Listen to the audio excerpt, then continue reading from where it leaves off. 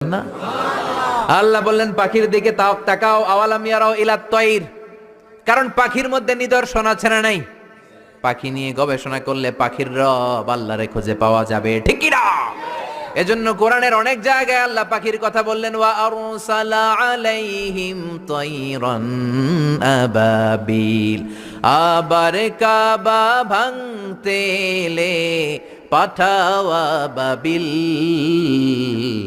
দাও খোদা দাও আমায় আবার উমার দারাজ দিল।